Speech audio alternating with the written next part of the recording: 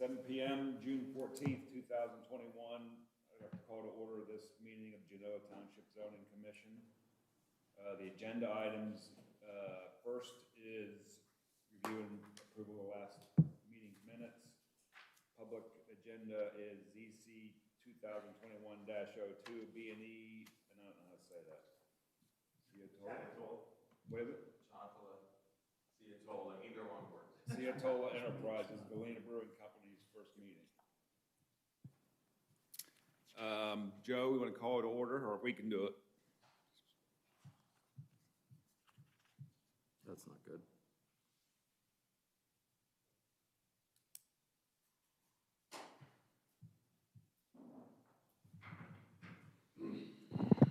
My apologies, just making sure the levels were correct. Mr. Antonetz. Here.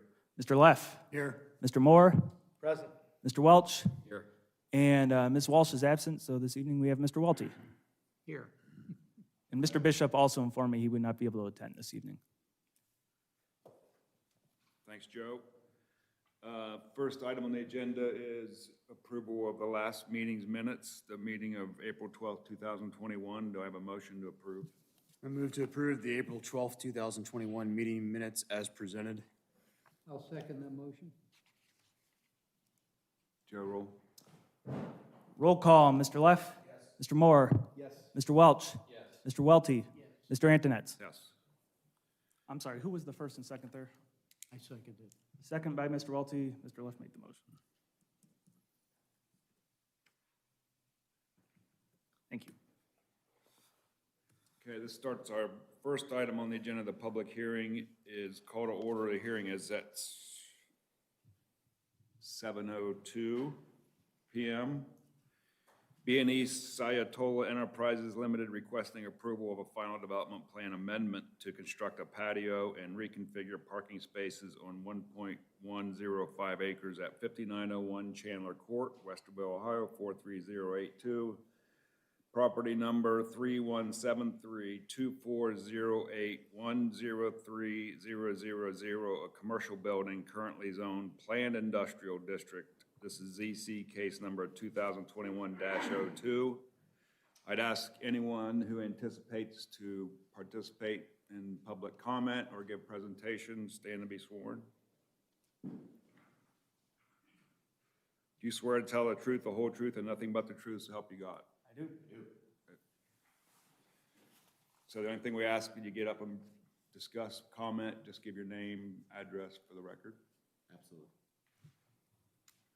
So for the record, this legal notice for this meeting was printed and published on May 26th of this year in the Delaware Gazette and posted at Genoa Township Hall on May 18th, 2021. An attempt to mail notice to this hearing to property owners within 500 feet of the subject property was also made. Also enter into the record Exhibit A, which is the legal notice. Exhibit B, affidavit of advertisement. Exhibit C, the sign-in sheet. Exhibit D, application and plans, originally received May 5th of this year. Exhibit E, staff technical review, dated June 7th of this year for this meeting. Exhibit F, staff memo, dated June 7th for this meeting. Exhibit G, all public comments received between May 5th, 2021 and June 14th, 2021. Joe, can you give us a staff report? I certainly can, thank you. So before I dive into the report, since we're talking about a portion of the township we're not often in terms of these meetings, I'm just going to try to get everyone familiarized with the area. So we're at 50901 Chandler Court. So here's State, I've got the Google map pulled up here. Here's State Street, you turn down Chandler, you'd have Gianmarco's on your left in the building with Right Rug, Coder School on your right. Go down a little bit. The building that Galena Brewing Company is located in would be the third building on your right on the north side of Chandler Court. So it is right there. You can sort of see the site, pretty standard, 2 entrances off of Chandler, surrounded by a parking lot, loading area drive, pretty standard industrial building there. So that's just the area of the township we're talking about. So now I'm going to dive into my report. So as noted, Galena Brewing Company, LLC, an existing tenant within 5901 Chandler Court, is seeking, with permission of their landlord, a development plan amendment approval to allow them to utilize a portion of the paved area in the rear of the building for approximately 600 square feet of outdoor seating, as well as designation of a portion of the parking lot for occasional parking and operation of a food truck or trucks. I'm going to go into a little bit of the history of the property here because it's a little unique. Chandler Corporate Park was platted in 1988. Prior to 1987, this land was zoned residential. However, significant acreage to its north and south, including much of what is now Highland Lake South of Highland Lakes Avenue between State Route 3 and Worthington Road, was zoned commercial. Reclassification of the zoning designation of this parcel appears to have occurred somewhere around 87 when the township combined its two zoning codes into a single code and rezoned a significant portion of the township in the process. Notes in township records indicate any part west of the first 600 feet of the original tract of Chandler Corporate Park was to be zoned light industrial, formerly known as PD3. The westernmost portion of the Corporate Park tract would later be rezoned to suburban residential SR for the construction of Highland Lakes East, Section 7, AKA Cypress Court. The zoning permit for the subject building, permit W8804, was issued on March 30th, 1988. The listed square footage was 15,150 square feet. Several industrial, office, contractor, and/or warehouse uses have occupied the building over time. The plat for Highland Lakes East, Section 8, Part 1, located immediately to the north, was recorded on September 22nd, 1997. And the plat for Highland Lakes East, Section 1, Phase 4, also immediately to the north, was recorded on October 22nd, 1997. Final development plan was initially approved for the site to authorize the operation of a no longer existing church in Suites A and B on September 27th, 1999. That was PZC case 99-11 for Westerville Family Worship. A new final development plan was approved authorizing the utilization of a portion of the building for a fitness studio known as Camp Raw on June 5th, 2014 under ZC case number 2014-03. Camp Raw had begun operating the facility on the prior year or possibly even earlier in Suite B, but is now located within Suite A. When I said what I meant by prior year was 2013, we weren't exactly sure when they started, but that's when we first observed them in our records as being located in that location. Development plan approval has been sought in response to had been sought by Camp Raw in response to a noise complaint, and the fact that the resulting investigation determined the use was not permitted by the zoning resolution in effect at the time. The approved development plan pulled down the planned industrial district, PID overlay cloud, thus replacing the prior light industrial zoning designation. Galena Brewing Company, LLC, obtained a change of use zoning permit authorizing occupation of Suite B of the subject building on March 28th, 2019, permit number 2019049. The proposed use fell under several use classifications identified as being permitted within the PID zoning district. Those uses being the compounding, processing, and packaging of food products, beverage distributor / manufacturing / bottling plant, and restaurant. The zoning resolution contains no regulations or verbiage specifically pertaining to breweries, tap rooms, or bars. However, this business does not meet and I should note that this business did not meet and does not meet the zoning resolution's definition of nightclub. So what we had here was sort of an area where we had to make a call on which use in the zoning resolution did this best fit. Being the industrial district, obviously bottling or manufacturing a good and bottling it was a very appropriate use for this district. And obviously with restaurants also being allowed in this district, the fact that they're obviously running the tap room, since we don't call that out as a separate use, that was essentially the only use of best fit was they're serving something that you can consume. Galena Brewing Company, LLC, obtained a change of use zoning permit authorizing the expansion of its existing business into a vacant adjacent space within Suite C of the subject building. The previously identified list of authorized uses was cited, as was the permitted use of retail, which was added as permitted use in the PID via the zoning resolution amendment that went into effect October 31st of last year. So Galena Brewing only recently, relatively recently, got a change of use approval to expand into that second suite space after the prior tenant, I believe, vacated. There's been some shifting around of tenants, and some people have moved out in the last year or two. I believe there was another fitness business in this space that's no longer there.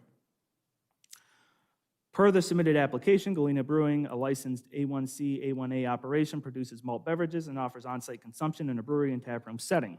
They currently employ 2 full-time employees and 1 part-time individual with hopes of adding 2 more employees in the spring, per their application. The business is currently open Wednesday through Sundays with hours varying depending on the day, which are subject to change. The business currently opens no earlier than 12 p.m. and closes no later than 10 p.m. on any given day. Staff generally discourages trying to regulate operating days/hours through zoning. Not only are such regulations difficult to effectively enforce, but there is nothing in the zoning resolution authorizing such an action. Liquor licenses are administered by the state of Ohio. It is staff's understanding that renewal of these licenses now occurs annually.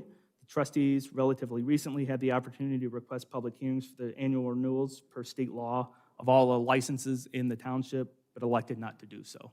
So now goes to the state process for the annual renewal. Regarding noise, so section 130602 of the zoning resolution does contain a provision prohibiting noise from disrupting neighboring residential uses. However, the term disrupt is rather subjective and would be difficult to prove in a court. What is disrupted to one individual may not be disrupted to another, and vice versa.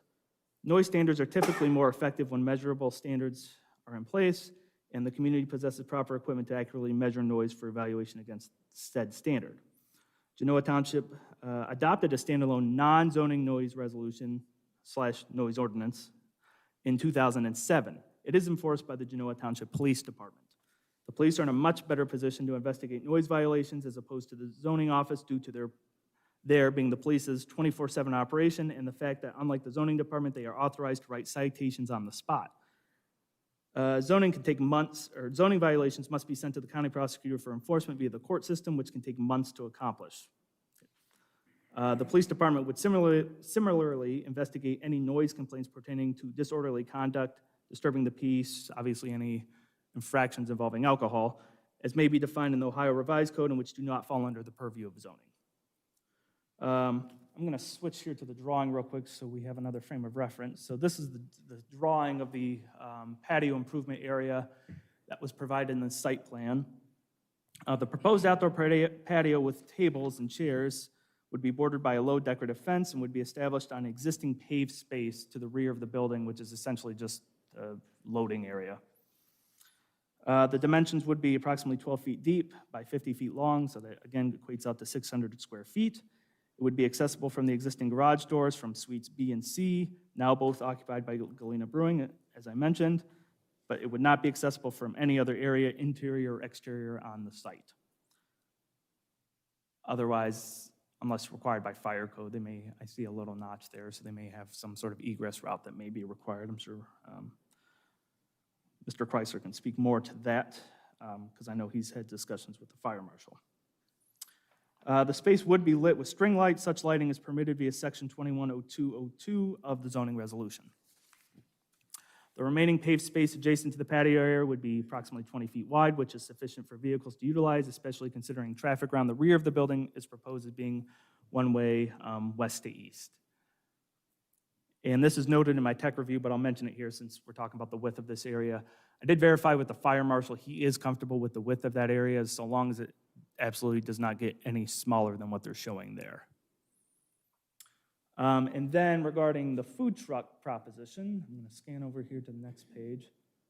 So the scan of the existing site is a little difficult to see, but this is Chandler here over on the left. Here's the building, and when I say here, I'm using the mouse on the screen to sort of outline it.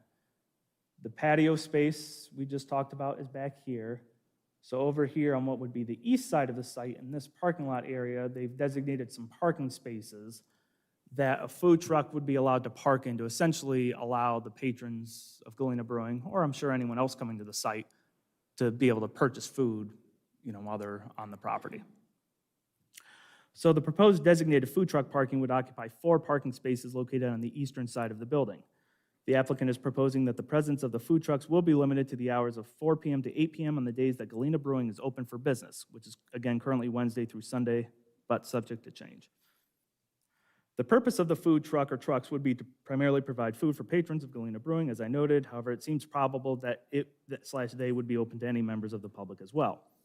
It's staff's understanding that the food trucks would not be operated by Galena Brewing, nor would utilization of the designated space be limited only to one exclusive operator. I'm sure Mr. Chrysler can speak more to what his intentions are in terms of what operators may or may not be there. The zoning resolution does not contain any specific regulations pertaining to food trucks. Staff has generally prohibited them in the past via interpretation of the zoning resolution, as the zoning resolution has historically required activity in commercial or industrial zoning districts to primarily occur indoors unless the development plan authorizing outdoor sales exists. And we do have some of those. Kroger and Home Depot spring to mind as development plans that did permit outdoor sales displays as part of those development plans. The applicant is requesting a divergence to address the conflict with the zoning resolution regarding outdoor activity on this site. We'll get into that momentarily. Staff has observed that it has become more common for non-Genoa businesses in the greater Columbus and Westerville areas to have food trucks on their property during certain designated times. Some even show up in the same spot on a routine basis. It is staff's understanding that the property licensed food trucks are permitted to park on any public street within the township so long as it is not signed no parking, which Chandler is. In fact, several routinely park on Hillmar Drive adjacent to Hillmar Park in the Sherbrooke neighborhood and seem to be enjoyed by residents. As I noted, there's parking restrictions on Chandler Court posted on both sides of the street, so they can't park on the street. Regardless, staff does not believe parking on the street would be an ideal safe scenario for a food truck given the site's layout and the lack of sidewalks in this area. The breakdown of the building occupants, just in case you're curious, is in Suite A is Camp Raw, which is an indoor recreational, athletic, and/or fitness facility. Suites B and C are Galena Brewing, as noted, and Suite D is MD Electric, which runs an office and a warehouse facility, and I'm sure contracting operations. The site currently has 42 parking spaces. The applicant notes that Galena's Brewing operating hours, as well as Camp Raw's larger classes, typically occur when the other tenant or tenants within the building are closed. This would seem to indicate that the demand for said parking spaces is spread out throughout the day. Furthermore, staff generally places the responsibility on the landlord to manage which tenants have the rights to parking spaces on the site and that they do not sign a mix of tenants which the parking lot cannot support. So basically, when it comes down to how the site is utilized and what tenants have the right to what, that's really a landlord decision. And if one tenant is not happy about another tenant that the landlord has signed on, that's, in staff's view, an issue between the tenant and the landlord. That's not something the township would intercede in. As long as the use was a permitted use under zoning, we have to allow it. An existing wooden picket fence already screens the rear of the building and subsequent loading area from view of adjacent homes to the north. This fence would provide adequate screening for the outdoor patio and food truck parking as well. The closest home to the lot appears to be approximately 53 to 55 feet away. That's measured to the structure, not to the lot line. I will note on this fence, we've done extensive research on that fence over the years because the same question seems to pop up every few years when there's changes in that HOA. That fence is actually part of the Highland Lakes neighborhood. It's built, the way it's built, it looks like it's under ownership of Chandler Corporate Park, but it's not. It actually was installed when Highland Lakes was put in as buffer for their homes from Chandler Corporate Park. And thus it would be it's the HOA's responsibility to maintain. Like I said, we've gotten asked that question numerous times over the years, and we've done a lot of research, but that is the case. Because essentially what happened was this building and this zoning designation all pre-existed Highland Lakes. And so when they built this, the zoning code was completely different, and there was nothing to screen against, so they didn't put any screening in. So then when obviously the residential neighborhood went in, either the developer or the group of homeowners, I'm not exactly sure whom it was, put the fence in. I think it was the developer, though, obviously to provide the homeowners that would be buying lots within that plan a little bit more privacy and screening from the existing industrial area. Moving on, no changes to the building, general site layout or screening are being proposed. Access to the property would not be altered by this proposal, and stormwater management would not be altered by this proposal. So I mentioned the divergence that would be needed to allow these outdoor operations. I'll not dive into that. So the applicant is asking for a divergence to section 130601 to allow Camp Raw Fitness to conduct some parts of exercise classes outside occasionally during good weather for participants to do calisthenics. And that variant, or that divergence actually already exists. It was granted on June 5th, 2014 as part of ZC 2014-03. for the Camp Raw business. So there is already a divergence allowing limited outdoor activity on this property, and it was approved for Camp Raw. So basically now what Galena Brewing is doing is asking to expand that divergence to allow, section 130601, to allow the following. One, and I quote, construction of a 12-foot by 50-foot patio at the rear of Suite B/C to allow Galena Brewing Company patrons to sit outside during good weather. No music, TV, or similar noise-making devices will be utilized outdoors.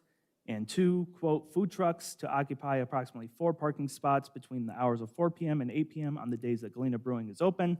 The trucks will be located on the east side of the building and the parking spots closest to Chandler Court, so to be away from the adjacent residential neighborhood, end quote. Staff commentary, the subject lot is located within Planning Area 1 of the comprehensive plan. The plan recommends neighborhood scale commercial/office uses on parcels already zoned commercial and is silent regarding the industrial zoning districts. As such, this proposal does not appear to conflict with the comprehensive plan. Staff's technical review is attached to the memorandum. I'll get to it momentarily. Development text will need some revisions. Number one, provide responses to sections 210202, including all subsections, to demonstrate compliance. And second comment is provide a response to section 271003H, which are the standards for major and minor amendments. Any existing and or previously approved elements of the site, building, or use/tenants cannot be regulated or required to change unless a proposed amendment triggers an applicable zoning standard. The planned industrial district is the township's most intense commercial/industrial district. The current standard regarding operations occurring indoors utilizes the word primarily, which indicates some outdoor activities would be permissible under the terms of the zoning resolution without a divergence or even a plan amendment approval. Some reasonable noise is to be expected in an industrial zoning district, even from businesses which primarily operate indoors. Such businesses still usually utilize loading areas, store some materials outside, and may perform incidental activities outdoors on occasion. They require trash removal, they may converse outdoors, and may have employees or delivery drivers which utilize a radio or play music while working. Gianmarco's Restaurant, though across the street to the southeast and in a different zoning district, currently operates a relatively significant outdoor dining space with a bar featuring outdoor music and bocce ball courts. The cited zoning regulations in the development text are from the 2013 iteration of the zoning resolution. In order to memorialize prior approvals and minimize confusion, staff advised the applicant to retain this language and not replace it or supplement it with the revised regulations, with the understanding any revisions would be reviewed against the current iteration of the zoning resolution. Staff advised this due to the revisions to the PID zoning district were not as substantial or significant as those made to other zoning districts, and thus would not overly complicate review of the application. Even though development text utilizes specific business names for the sake of clarity, reference and clarity, I should say, any approved development text would be binding on the property owner as well as any current or future tenants within the development. I do have a few suggestions. These are not necessarily zoning requirements, but just thoughts that I had. Number one, signage and painting being added to identify the one-way traffic flow around the site, if it's not there already. And two, signage be added to designate the parking spaces that are reserved for food trucks so that patrons or other businesses do not occupy them during the designated hours. Enforcement of such signage would be a private matter. So that concludes the memorandum. The technical review was rather brief, and I pretty much, I think, covered all the comments in it. I'm just going to scan through it here real quick. There's a lot of boilerplate stuff, a lot of procedural stuff that if the application should be approved, that it's processing, administration, subject to 2711 and 2712, the zoning resolution, all the stuff about they still need to obtain all proper permits from the township and county, should this project be approved and go forward. Applicable standards of 2712-16 through 2719A, as well as the applicable revisions of 2707, 2709, 2710, and 2713 in their entirety shall apply. Obviously, there was no engineering review because there's actually no site modifications being done. There's no need for a traffic study or requirement for a traffic study here. Public safety, I already noted the fire marshal's comments. Police department had no comments or concerns. Maintenance department had no comments or concerns. So with that, Mr. Chairman, I am going to turn things back over to you. Thank you.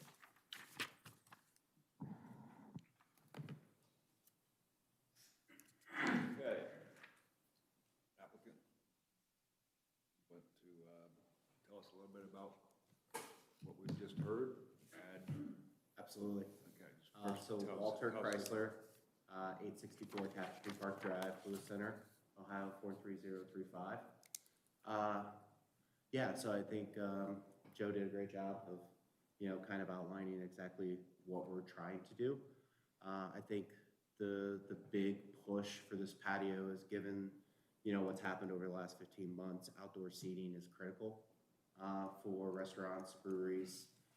People feel safer. And we want to make sure that we're providing an area so people feel comfortable coming to Galena Brewing Company.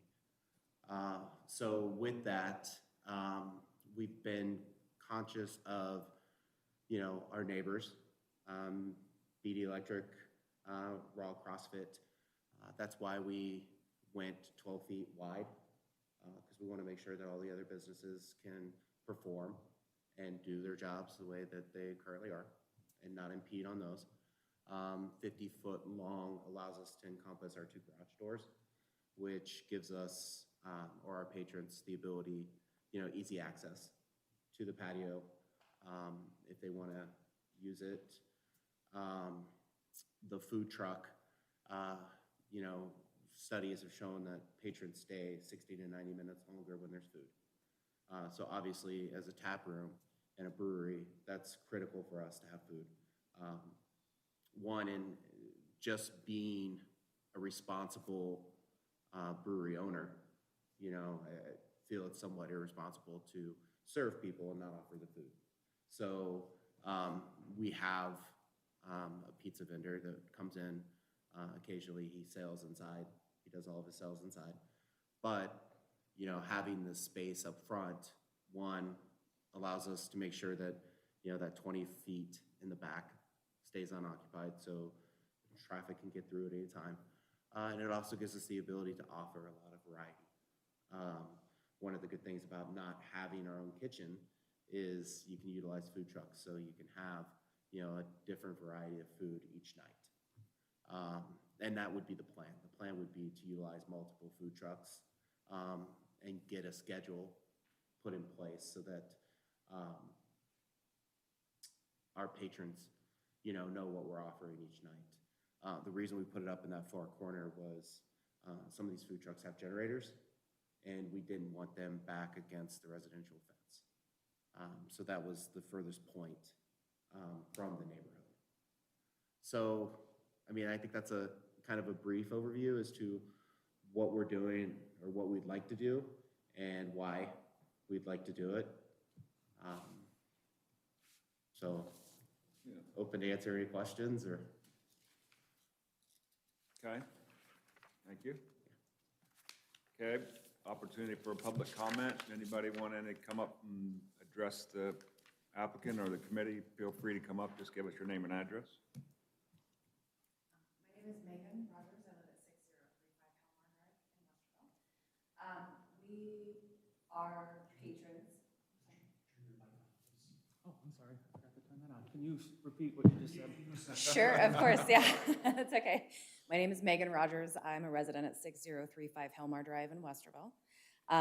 And our family are patrons of Galena Brewing Company, including my teenage children that like to come and just spend time as a family there. It's a really family-oriented business. It's not a typical kind of party scene that you would see at a brewery or a lot of bars. It's a completely different feeling than that. They're incredibly welcoming, they're incredibly friendly, and incredibly respectful of all of the neighbors in the area. When they have had live music, it's always indoors and under good sound control.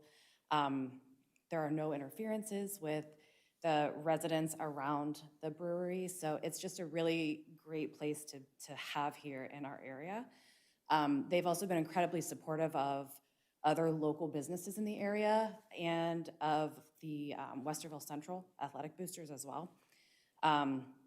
So as a community business, I just felt that it would be important to voice my support for them.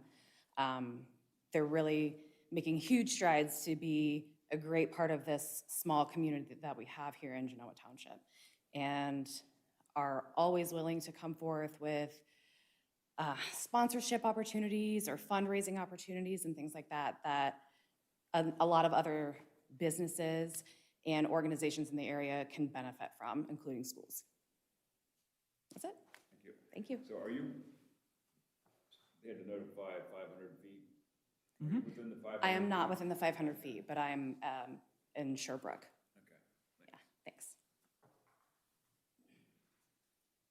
Okay, anyone else? I am Marty with MD Electric. My address is 7551 Lott Road, Sunbury, Ohio. I'm Unit D in Chandler Court, so I'm their neighbor. We are new to that building. I've just recently ran into Walt. I support all small business. I've been a small business owner most of my life. So anybody that's trying to do something responsible, I would 100% support. And it does appear he's trying to be responsible with this. And the short time we've been here, seems like they've tried to take a responsible approach to what they're doing. I did want to say, obviously, I do want to look out for our business as well, make sure that we're keeping everybody safe. We're an electrical contractor, more of a traditional industrial office warehouse use type of business. I'm not used to being in space where there's like a gym and a brewery, but it's pretty cool. It's kind of different.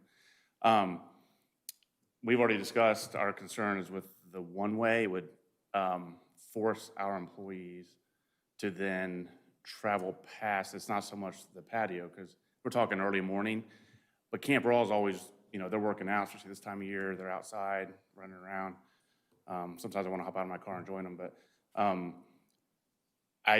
this one-way would, our employees come in, I would like our employees to be able to come in and out without having to pass the back of Camp Raw. And I just wanted to get that on record that we've already kind of discussed that.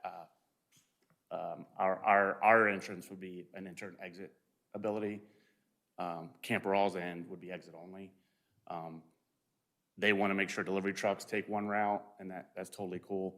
But we have a lot of smaller vehicles that could come in to our back door, do what they need to do, back up and leave, and never go by Camp Raw or go behind this patio, which is just going to eliminate any potential risk of us driving where people are working out, standing around. We still want to hit pedestrians. Nobody wants that, right? So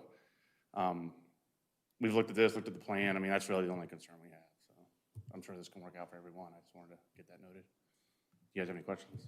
And you haven't had any issues with parking? No, I mean, we're in the morning early. Most of our parking's in the morning. We've already agreed with the landlord to have a few reserved spots. I do have guys come in occasionally in late evening, or worked a long day. They want to park their van and go home. But the majority of our parking is in the morning early when they're not even open.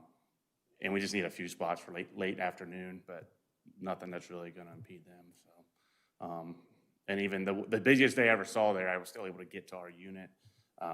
He had a Porsche Club or something there. It was pretty cool, but I still was able to kind of get in. I have a smaller vehicle, but yeah, we've already kind of discussed that with the landlord, so I think the parking will be handled. I just wanted to. The only thing I saw of all this was the one-way coming around our unit. If we can leave our end, enter and exit, that would be my wish, I guess, is to keep everybody safe. I just don't want to be forced to drive by Camp Raw in the morning. That's my biggest concern. I want to keep them safe, right? I just don't want to be forced to drive by So, them. Marty, you don't have any vehicles that are there overnight, any work trailers, anything else that you store? I do that. This is all new. I do. I've got some stuff there. And it was a concern of mine. I mean, I'm not my experience with alcohol is bars. From what I've seen, they're pretty responsible. I've not had any issues. I've got a $40,000 machine that sits there. I haven't had any issues with it. I've got cameras on that stuff. I do have some work vehicles that are parked there, but. How many spots do you keep overnight? Overnight, probably, there's currently probably 3. We talked about maybe having 4 or 5 assigned in our corner just for us to make sure we've got a few, but yeah. But mostly just so if we need to come in and park for a few minutes, Other than vehicles we keep there, everybody, all my guys like drive vans home and stuff, so there's only a few like spare vehicles that are there overnight. Okay. Any other questions? I'm good right now. Thank you.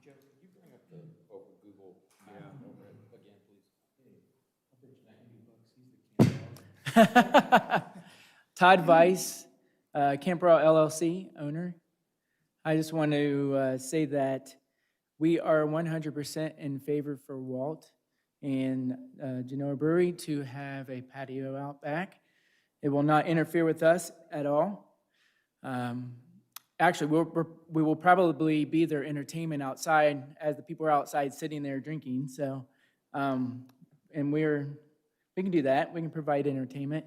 As far as parking goes, we don't have any issues with any parking. It seems like we're gone whenever they are open, and our times mix really well. We've had no problems with. What suite are you in? D. We have no problems with Suite D. We're not even on that side of the building. We only have 12 people per class in an hour. So and some people are our husband and wife, so they come together. Another great thing about this is I feel like we are just serving the community. People can walk right through the neighborhood there to get to the brewery and the gym, and it's pretty unique to have a CrossFit gym next to a brewery. You don't hear of that ever, so that's something that's cool for Genoa, I think. Do you guys have any questions for me? I have one. Yes. You've been there for how many years? 10 years. Actually, going on 11 years. 11 years. So Yes. across the street now, there's going to be a daycare center. Yes. Do you see any conflict with everything that's going on? You got a daycare center on one side. You've got your operation, which has activity. Mm-hmm. Is there anything that you would say that would be inherently a negative? No. And the reason why I say that is because the timing of them being open is usually the nursery across the street, the kids are gone. Gotcha. By the time they're open and things are going, it's not a conflict at all. And even with us being there as well, there's no conflict. We know them and talk to them, and we're in good standings with them as well. Good, thank Yeah. you. Is the 12-person class specific for COVID, or is that what's been ongoing before and after going? So it was not like that before. Once quarantine happened, and then we were able to start coming back, we created squares, and we fit 12 people in our space, and we've decided to keep it like that. It ended up working out really well, and I'm surprised we haven't done that before, but yeah, we're keeping it like that. So you don't have plans for expanding that back out and having more people? No. Okay. No. More questions? All right, well, thank you. Yeah. Okay, anyone else in public? Do want to add that, do I need to say my name again? For the record. Marty D. Imperio, 7551 Lot Road, Sunbury, Ohio. I do like the idea of this patio kind of encompassing everybody he's serving. I'm, obviously concerned about people kind of hanging out around the back of that building. So when we talked about this, I just want to say, I actually like the idea that other than like an emergency exit or whatever, this patio will help keep all those patrons, give them a good time, but also keep them safe and out of harm's way as well. So anyway, something to think about.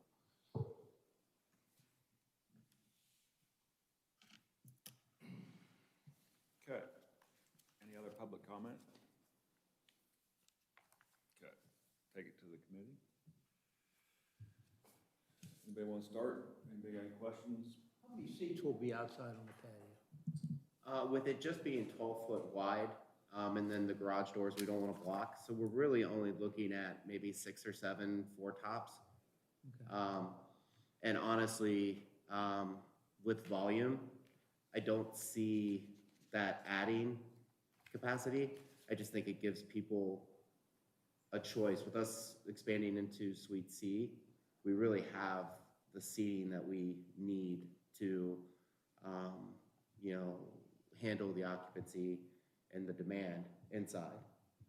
Again, the outdoor seating for us is really, 1, a defined space to keep people safe, and 2, people who want that outdoor experience, we want to make sure we can provide that for them. But we really don't see it adding to our occupancy numbers.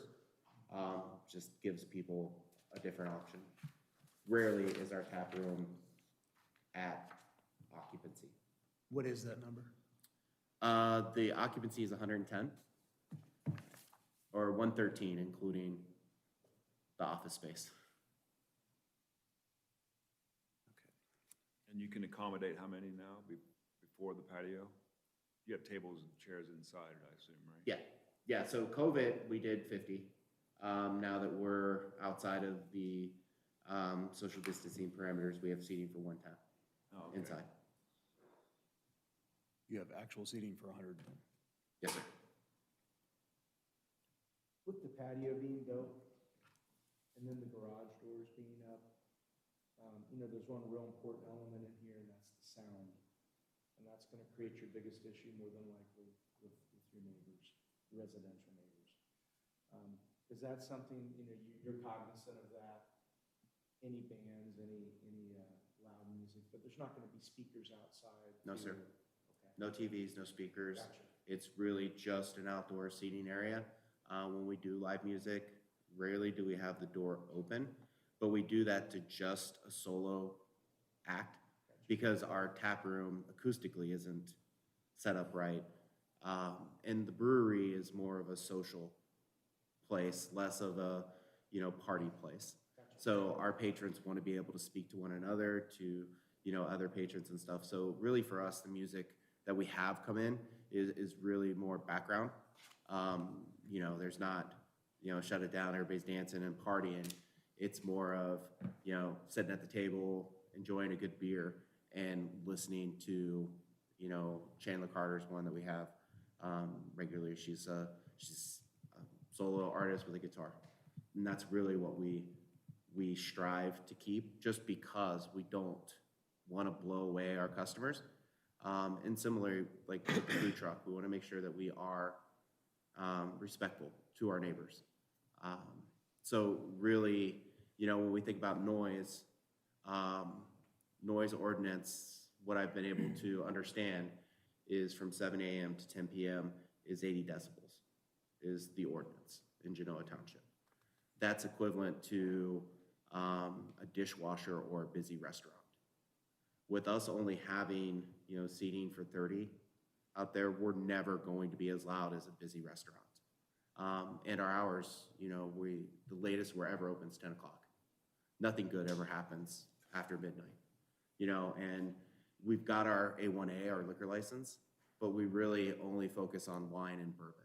We're not serving shots. We're not serving, a lot of mixed drinks. It's really, again, it's about that social aspect and people coming in, having a good bourbon, a good beer, a good glass of wine, and really, just gathering with their neighbors and the social aspect. Tell me a little bit about the fence. Is it 100% opacity? You can't see in and out of it? There's a couple Or on holes. board, or, There's a couple holes. You talk about But- the existing fence or the one he's? no, the one around the patio? Oh, yeah, it'll be, Board on board? What are you thinking? no, it'll be more, It's actually pictured right yeah. here. So that's Oh, kind of what okay. we had, The planter type. yeah. More of a wall than a Yeah, fence. so, but it'll only go 3 or 4 foot high. Oh, okay. So you would still be able to see out And then will there be access out from there? there has to be There has for to our be. licensing. Yep. So the state of Ohio requires there to be an exit available for patrons. Okay. And that's what the gap was in the picture originally, that might make more sense to put it on the other end. Since, traffic will be flowing that way, it might make more sense to put it on the other end. But yeah, we have to have at least one exit out, and that's also fire code. What's parking like right now with having 113 people in there? We've never filled up the parking lot. Okay. We've got a really great relationship with the daycare next door. So they've told us on numerous occasions, the fullest our parking lot's been is with that Porsche event. And, you know, it was funny because they said, hey, you know, we're probably gonna have 30 or 40 people. This is our first meeting out of COVID. You know, can you guys handle that? Absolutely. And then it turned out to be 70. So our parking lot looked really great. It was like 70 Porsche, you know, cars outside. But even with those 70, you know, we were, 70, but there's only 42 spots. yeah, so they were parking across the street. Across the street, okay. At the daycare. And we're gonna lose 4 with the food truck. What's And that? You're gonna lose 4 with the food truck, Correct. potentially. Yep. And you've got 5 that you're gonna lose to the electric as well. And so you feel still pretty comfortable with that, and then, right. Yeah, the because path is most, okay with you parking over like there. every other regular day Yep. outside of that event, you know, we have families coming. So there's, you know, 2 to 4 people per car. You know, we're Walkers, spread bikers. out. We're spread out throughout the day. So, you know, on Saturdays, we're open noon to 9. And we may see 100 tabs on a Saturday, but that's spread out. So, you know, outside of, you know, maybe a special event, we'll get with the daycare and make sure it's okay for us to park over there. Hoops for Hawks, I guess, was the other one. We did a Westerville Central Athletic Booster fundraiser where we worked with the daycare to park across the street there. Okay. But outside of special events or charity events, we have not had an issue. You know, Camp Raw is pretty much, you know, they work out Saturday mornings till 10. We don't open till noon. The electric guys, you know, like Marty said, you know, they're there 6:30 to 8 in the morning for the most part. They may do something, you know, 1 or 2 people coming in a little bit later, but honestly, with our relationship with the daycare next door for special events, normal operating hours, we've never had an issue with the 42 spots or 30 spots. How about food truck wise, what direction you want? Are they supposed to walk around the outside of the building and walk back in the patio, or are they walking back in your front door? Front door. Front door. Yep, so we have the sidewalk that goes along the building. Okay. So they would come out, go to the sidewalk, and the food truck would be right on that adjacent corner. How's the lighting? We have installed lighting in the front, but Joe, the landlord, is actually seated back there. He's talked about putting in some actual post lights and stuff. Food truck wise, self-sufficient? You're not running any power lines across the ground, anything like that, right? Nope. There's Yeah, there's self-sufficient, they're over generator that for- or, yeah. That's it. Yep. And most of the food trucks are very well lit. So you take, if you were thinking about, you know, is it a safety concern? Our building's lit all the way across where the sidewalk is, and then the food trucks are very well lit. So it wouldn't be, I wouldn't have concern with people walking out to the food truck from the front. For, to David's point, for ADA, is there ability for folks to go out and then back in to use restrooms and facilities? Yes, sir. Maybe there was something in there I don't remember seeing about lighting in your patio, It's just gonna be string lights. string light. Very low voltage, just enough that we can string across. I think the only complaint we've had since we've moved in is Joe fixed the outside lights. And it was nice, it lit up the whole back of the parking lot. The problem was it went into the bedroom of the person. So they fixed that, they covered up the one light. We still have the light that shines down, but they covered up the one that would shine. These wouldn't go, you know, they'd probably be 9 feet off the ground, so it wouldn't create any type of lighting across the fence. Let's talk about cold weather for a second. Any plans on patio heaters? Nope. You're gonna put up a tent? You're gonna do anything else? It just won't be, It won't be used. you know, you can use it if you want. Okay. But no, there's no desire to try to Make it four. screen it in or make it a 4-season type environment. Yeah, like I said, it really doesn't add seats for us, just gives that option on the nice days. So there's no plans to utilize it, kind of like Camp Raw, you know, they can work out outside when weather permits, kind of the same with our patio. As well still? It will be. Yeah, I mean, it's a brewery, so there's really no need to do, or any desire to make it smoking. Good. It opens up a whole part of the whole That's bunch a of great other stuff. question, not so one that it's- we really thought of, but yeah, no, our entire property, I think, is for the most part non-smoking. So yeah, there wouldn't be any plans to make it a smoking patio. If you do decide to do heaters, just be careful on the quantity of propane. You'll run into a whole bunch of issues as well. Yeah, and honestly, our desire outside of a special event in which we bring Joe, the fire chief in and Yeah. make sure it's all, Is your goal to have those food trucks year-round? yes, sir. Yeah. Most of them now operate throughout the year. It used to be where a lot of them would shut down in the winter. It got too cold, but there's actually quite a few. Because with the breweries popping up and, they're actually doing a lot of neighborhood stuff now with COVID. The idea would definitely be to, utilize them year-round to make sure that we have a food option for our patrons. I mean, we have chips and, snacky food on the inside, but the idea is definitely to utilize that year-round. Are there any man doors on the back of the bit? Is it just the garage, two garage doors, or are there? No, any there's man- push bar doors. Okay. Yep.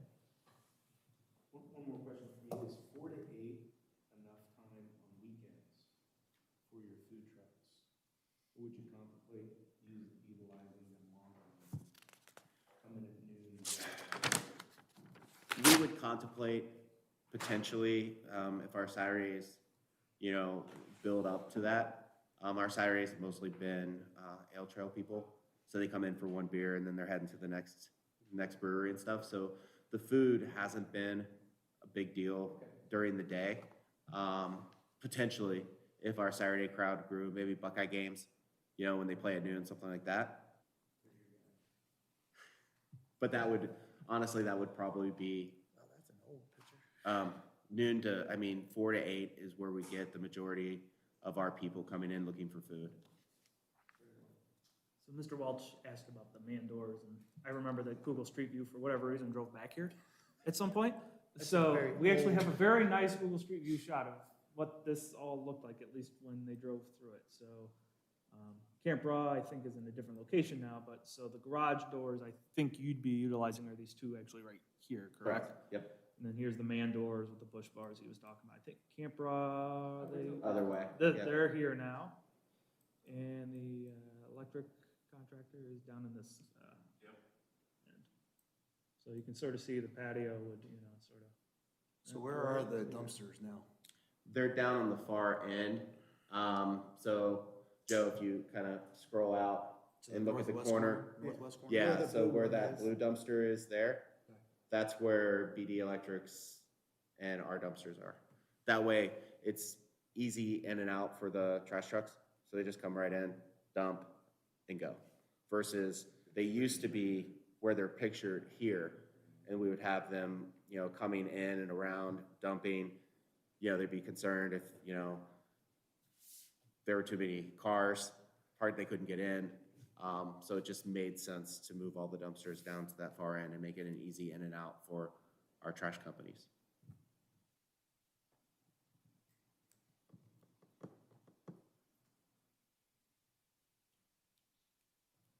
Are the bollards still there? Yes, sir. Are they gonna stay? Yes, sir. Because I think they protect the panels and different things like that, yeah, so there's no plans to do anything with those. Also provides a convenient walkway. It does too, yeah.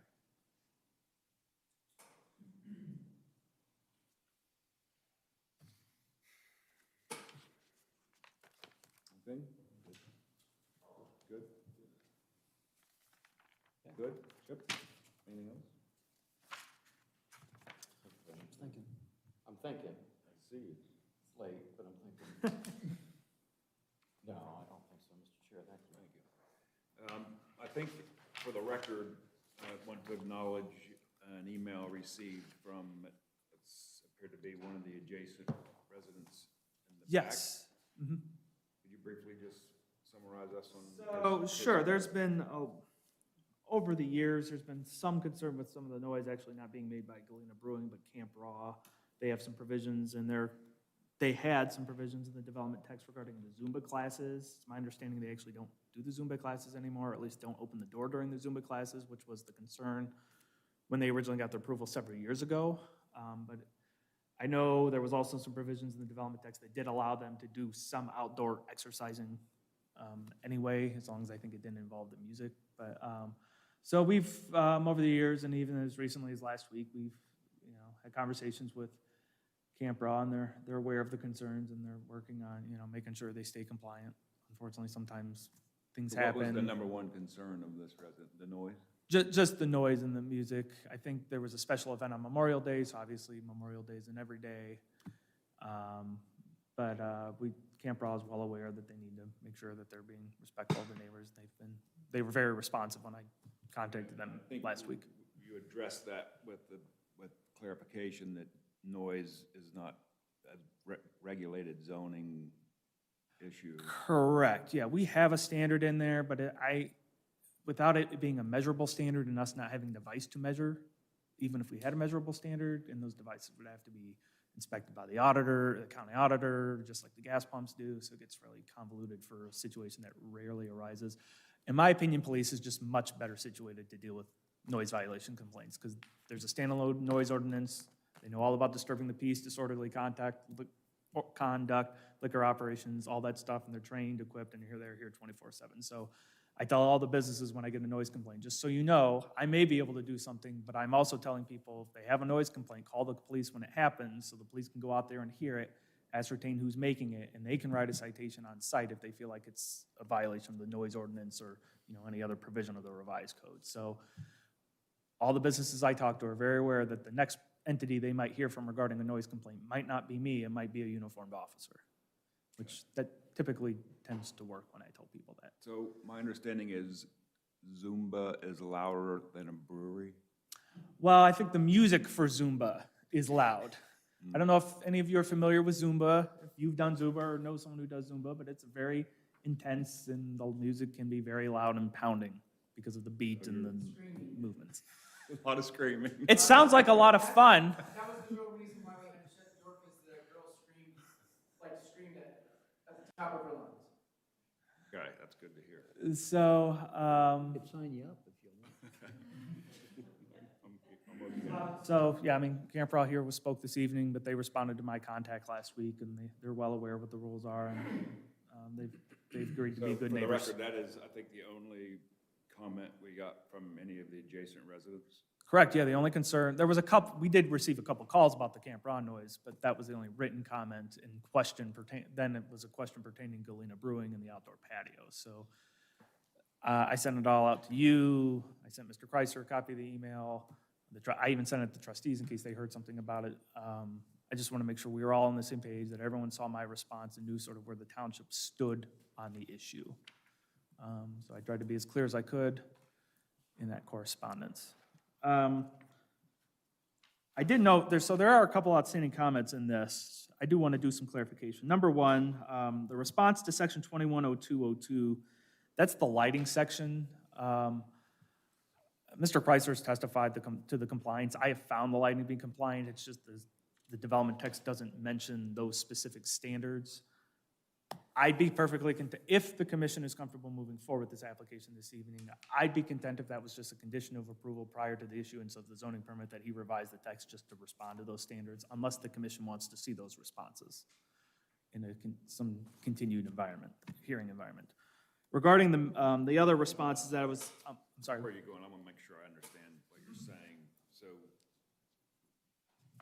you're suggesting that the applicant be more specific on what they're proposing for their lighting? Well, he mentioned the lighting, but he didn't copy and paste the applicable lighting standards from the zoning code in the text to codify them. So I'm just asking that he respond to those specific citations. Now, what he's going to respond is going to demonstrate compliance, because I've already read through them and know what he wants to do is compliant. It's just a matter of, it's more of a technicality of just getting it in there from a, record keeping and enforcement standpoint. And then the other comment, I asked for him to respond to section 271003H, which is the standards for major and minor amendment.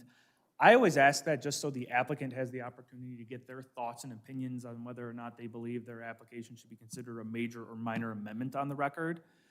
They are completely free to say, no, we're gonna waive that, and we'll just let the zoning commission have that conversation and make that determination. So that necessarily isn't a zoning compliance or requirement, it's just me saying, I'm gonna give the applicant the opportunity to put their thoughts on the record as to whether or not they think the board, or the commission, I should say, should treat it as a major or minor. Because obviously major would mean they'd have to still go in front of the board, the trustees to get final approval. Obviously, it's minor, and you find it favorable, your decision would be the final decision.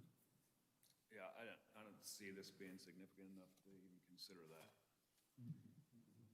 No. What about it? I had a question, more procedural. So this divergence review, it says here that the applicant is requesting to modify a previously granted divergence. So they're diverging a divergence? No, they're just expanding it. They're just modifying it. Okay. So that's exactly. Supplementing what we're it, doing. We're whatever it modifying is. a previously approved divergence. Yeah, you're sort of, you're re-granting it because the terms of the divergence have changed, essentially. If you don't approve this, or you don't approve the divergence that was granted for Camp Rawl still exists. So, and I think it's also important to note that this approval is not for the brewery, it's for the property. It's for the property, yes, and I worked very closely with Mr. Chrysler on helping him understand, because this is sort of this is an atypical situation. We usually don't see development plans where we get down into tenant-level detail on regulations, but because of how Camp Raw did their application and theirs was so tenant-specific, we sort of had to continue that trend here. I did have him delete provisions that were no longer applicable or didn't make sense, and like the stuff about the Zumba, because they don't do the Zumba classes anymore. Yeah, so that's why it's important when we deliberate here, we understand that this follows the property. And again, Whenever a it's, new tenant moves in there. yeah, it's atypical because this site never had a development plan to begin with, because it came in, that it didn't have to have one when it got built. So we're sort of piecing it now together retroactively. So how do you want to handle 2102 since it's not in the text? Oh, well, like I said, if you were inclined to vote on an approval, Yep. and if Mr. Chrysler was agreeable, you could just make it a condition that he provide me modified text with those responses prior, because he's gonna have to technically still pull a zoning permit. If you approve this, he still has to clear the hurdle of, as a formality, getting a non-residential zoning permit for me for these items. So we would, it's not a verbal yes or no now. We would expect that that would be submitted in text prior to a permit. If that's the condition you levied, yeah, I would tell him, I can't issue your zoning permit until you get this to me, which I can't imagine, unless, I see him nodding there, so I don't want to speak for you, Mr. Chrysler, but do you have any concerns with that? No. Okay. I did have a follow-up question, Mr. Chair. Since this is private property, the parking space issue for the food trucks, is that, do we have jurisdiction over that issue in terms of quote-unquote regulating or modifying the plan for permitting the use of 4 or 5 parking spaces for food trucks? It seems like it's out of our purview because it's a landlord-tenant issue and not a zoning commission issue. It's a little bit of a gray area, I'll admit, because the zoning code doesn't really speak to it specifically. It just talks about, hey, most of your activity needs to occur indoors, which is why they're asking for the divergence. We're asking for the development plan so we can just know in what area can we expect this food truck. So we knew it was gonna be on location, you know, that noise and lighting and operations and all that stuff would try to minimize any impact on the neighbors. So that's why they did that. We did a very similar thing with Home Depot before my time, but like they have all those rental trucks out there in the parking lot. Same thing. They have a development plan that technically shows where those trucks are sort of supposed to be. Now, do we go out there and, you know, keep a real close eye on that? Candidly, no. But at least gives us a plan so we know this is where we can expect that food truck to be. If they start parking it somewhere on the other side of the site, the landlord may be okay with it, but we're gonna say, no, you promised zoning that it was gonna sort of stay in this area. So by us specifying that it's 4 parking spaces, then that will prevent them from having a food truck festival. Correct. Now, if they have like a special temporary event, there's provisions in the zoning code that talk about special events. That'd sort of be a different animal. But if that started becoming habitual, then we'd start saying that's not a temporary special event. That seems to be the business. And we would be having a different conversation. And we would only have one food truck at a time, because of our capacity. We want to make sure that any food truck that we have is successful, makes money. It doesn't make sense to have more than one food truck competing for, you know, our clientele. So there's, I have no reason to doubt you. It's the issue is this stays with the property, so if we get a new tenant, you know what I'm saying? So absolutely. it's bigger picture. But I trust that you're gonna honor this. Regs is something that's on my radar. We've talked a little bit about the regional planning level. They've even sent out like a memo about it. It's still zoning and the law in general, you know, is always behind. So there's not a lot of, at least in the Delaware County area, not a lot of people have done stuff with them. The cities have done stuff with them, but they also have a way more power and teeth to do that kind of things. And a lot of times they're dealing with public right-of-ways where it becomes a safety hazard and traffic hazard. So I'm looking into it right now. I think this is a good approach, and because he's only proposing one, it seemed like a reasonable thing to bring before the commission. Okay. Any further discussion? No. You divergence review guy? Oh, we got a new one? Chip, you're the divergence review guy? Oh, thank you. I'll take Sarah's pay then. Well, no, yeah, and then I got major, and then I'll do major, minor. Yeah. Yeah. Just gonna read that. Okay, yeah.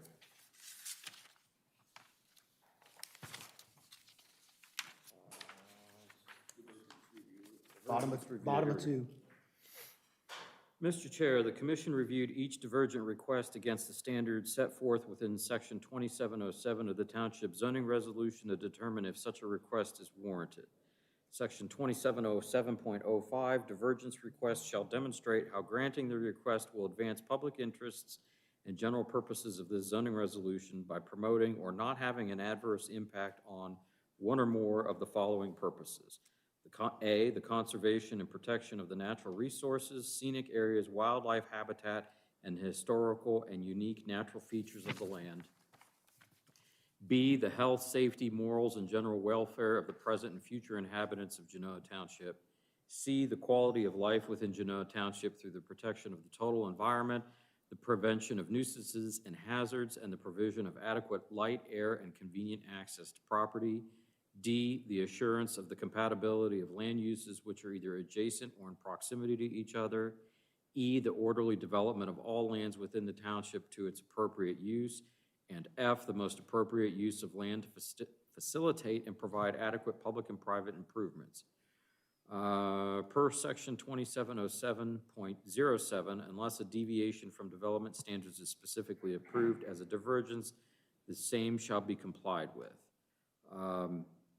So therefore, okay. It's just the one divergence, right? Yes. Just read that, one divergence, one. Oh, the, per section 20, so, okay, amended divergence previously approved on June 5th, 2014 from section 1306.01, supplementing it to allow outdoor seating and food truck service in existing parking lot in addition to previously approved outdoor fitness classes. Finding that this divergence is, I would say B, for the health, safety, Yeah. morals, and general welfare of the present and future inhabitants of the township. C, the quality of life within Genoa Township. D, the assurance of compatibility of land uses.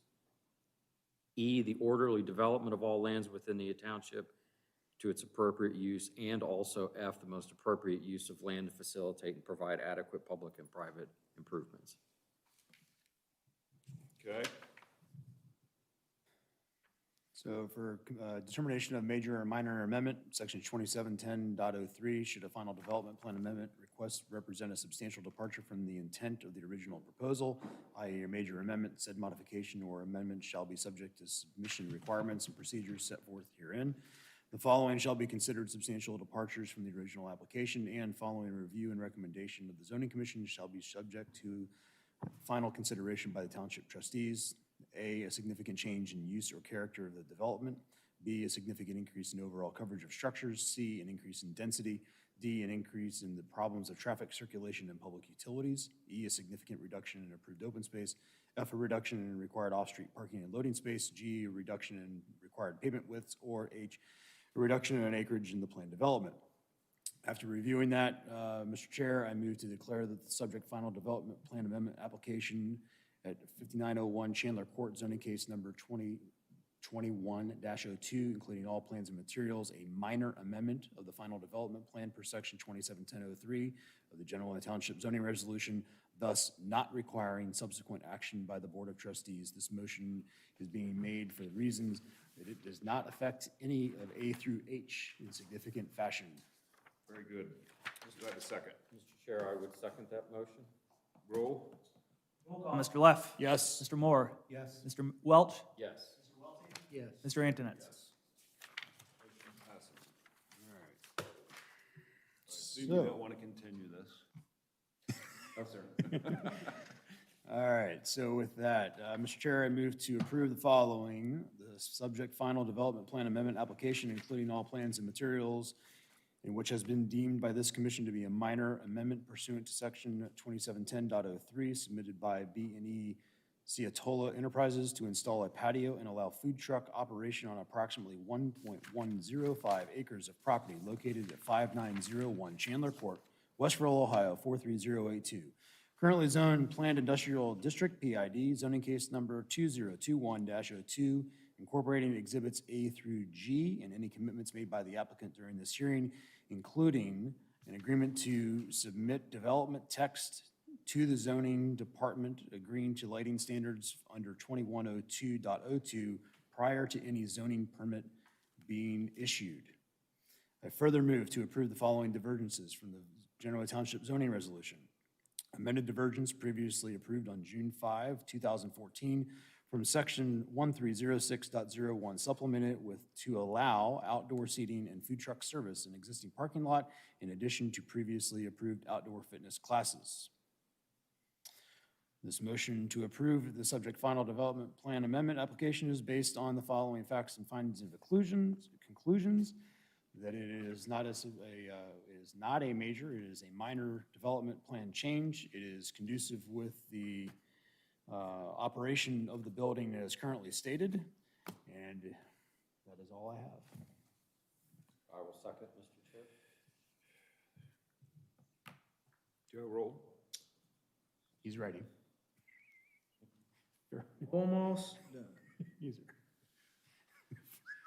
You need to type. All right. Mr. Leff? Yes. Mr. Moore? Yes. Mr. Welch? Yes. Mr. Welty? Yes. Mr. Antonetts? Yes. Pass. Yes, you can. This concludes this portion of the public meeting. You can stick around and listen to all the fun stuff or go enjoy your product. Thank you. We appreciate it. Good luck. Thank you.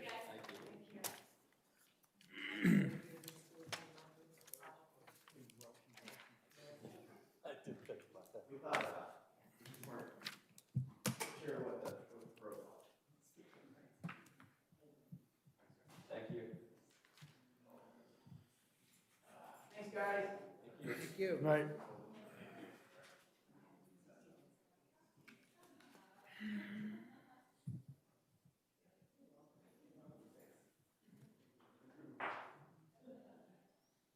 Okay, any other business? Anyone? Yes, sir. We've talked a little bit about on this one here that whatever approval we make that is memorialized with the property for perpetuity, I do not agree with that, because I think that each application stands on its own. And there can be timeframes or specifics. I know, like, for example, it's Westerville, but the bank that we have in Westerville has a drive-through. It is the only and last one that you will ever see in Uptown Westerville. The day that we sell the bank, move on, they will never renew that again from a zoning perspective. So it's specifically tagged to the purpose and the ownership And maybe that's the difference here, Joe, because the individual that's leasing the property isn't necessarily the owner, but that kind of caught me off guard, and maybe I just need to be educated a little bit more. My understanding is that's when it becomes a legal nonconformity. Now, I don't know how Westerville zoning works. I can't speak for it. Well, not just Westville, pretty much Well, in every Westerville, other state I've operated in. well, and Westerville's a city too, so it's Yeah. apples and oranges when you start talking some of the zoning law. If we were talking that in Genoa Township, and there was a drive-through, and it was no longer allowed on that site, but it was there, and the business changed hands, I would have to consider that a legal nonconformity, which means it would be allowed to continue on, no matter who's using it, unless it got removed, it couldn't go back. Or I think there might be a provision in there where if it basically becomes like abandoned for X amount of time, then it's sort of like, you know, then it goes away. It's like, well, sorry, you lost it. You stopped using it, you lost it. Generally, though, zoning can't be tied to specific tenant uses because you get really, again, I guess not being an attorney, that's a hard one for me to answer. So I can only sort of tell you just my general vibe and understanding is that I think it can come across discriminatory if you start tying it to specific uses. So like, May I interject? Because I think when I first came on the commission, we had this same discussion about Tide. and Yes. Their drive-through, and I believe, if I remember correctly, that is specific to their business. it's specific to the building, though. Okay. Any business could go in there and use that drive-through, as long as it's a permitted use in that zoning district. As far as zoning is concerned, I don't care what business is occupying the space. I care about what use is occupying the space. So as long as the use is permitted, I don't care if it's McDonald's or Burger King or Arby's. That's how you stay out of discrimination. That's And fine. I that's- just was, you know, So from like, where I live, it's. I don't want to speak for Westville. I'd be surprised if if Middlefield Bank left and another bank moved in, that they wouldn't let them use that. Now, if they took it out or it became a retail operation that didn't use the drive-through, I could see Westerville saying, nope, sorry, it's now, Change of use. Until It it's, could go through zoning anyway. I wait every day for eminent domain letters from Westerville on that building, to be honest with you, so. yeah, I don't understand, if there's no change of use, how the city can say, well, you can't have that drive-through. well, even on a change of use, it'd have to be like a really substantial change of use. Because if it's a permitted use in that zoning district, like I said, it's allowed to go there. It's a different. But Westerville is, But you're not talking about, at that point, you're not talking about zoning, you're talking about the structure itself. Yes, And so that's a building code issue. and/or. all of yeah, the above. that's building and fire code. Yeah, there could be other implications, not zoning related, that could start coming into play there. The water's different in Westerville. And they got that whole uptown overlay and the historic district. I mean, there's so many different layers that we just don't have here that's going on down there. Got it, thank you. Okay. Public comment? None? Hearing none? I don't have any specific items, just giving you an update on where we stand meeting-wise. We didn't receive any rezoning applications by last week's deadline. I didn't get any final development plan or development plan amendment applications by today's deadline, which means you currently have nothing for your July agenda. So we can meet and we can just have open discussion about anything and everything you want to pertaining to zoning, or you can cancel the meeting now, or you can Mr. wait. Chairman, I have a proposition. Mr. Schaefer needs to get out in the media and promote the nice usage and beautiful lands we have in Genoa Township so that we can have more applications. There's stuff for development. percolating, it's just not ready yet. Sounds like one of my loan officers. That stuff's happening, it's gonna come, man. Well, some of the stuff just is not stuff that ends up having to come in front of you. Yeah. So, you want to wait and see? Yep, I'll email you in a couple weeks and let you know if I hear anything. I'll put my voice in now. I will be on vacation on the 12th. Where are you taking us? Probably a baseball camp, right? I will be on. You don't have to answer that. Yeah. You have to feel compelled to answer that question. On the beach somewhere. There you go. I've been informed that I'll be out of town as well. You'll be with Silica.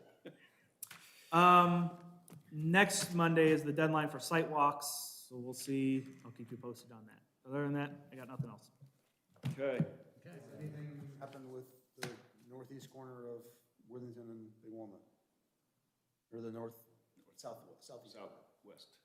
Southeast. Oh, you mean the Grove? Every one of them. I just signed off on their split to carve off what used to be the house from the PRD. Yeah, the story we heard is once they got in there and really got into it, It's too bad. they kept finding more and more problems, and it just got to the point where it was just, they said, they could put a lot of money into it, and they still wouldn't be proud of it if they tried to sell it, so let's just clear the slate and start anew.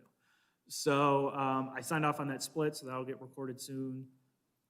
I still believe they'll come back at some point. I know they're up at engineering, have the plans reviewed at engineering, so I don't know if maybe that's slowing them up with all the, because there was all that stormwater stuff going on, so it probably is a little more complicated than normal.